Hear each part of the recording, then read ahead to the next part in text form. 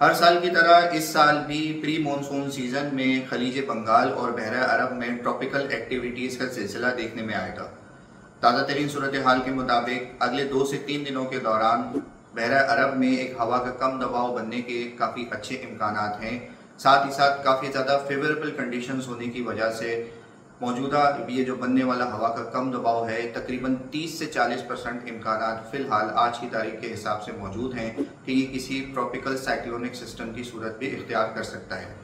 अगर आने वाले दिनों में बहरा अरब में ये कोई सिस्टम ट्रॉपिकल साइक्लोन की सूरत में इख्तियार करता है तो इसका नाम साइक्लोन शक्ति रखा जाएगा। फ़िलहाल अगले 4 से 5 दिनों तक जब तक सिस्टम प्रॉपरली फॉर्म नहीं हो जाता इसके ट्रैक और इसके शिद्दत के हवाले से कुछ भी कहना इंतहाई कबल वक्त है। तमाम इसके इब्तदाई असरात में सबसे पहले जो है वो कराची समेत सिंध और बलूचिस्तान के साहिली इलाकों में समंदरी हवाएं जो है वो काफ़ी हद तक रुकने का इम्कान है, जिसके ज़रिए असर इन तमाम तर इलाकों में तकरीबन 24 से 25 मई से जो है वो गर्मी की शिद्दत में काफ़ी हद तक इजाफा हो सकता है।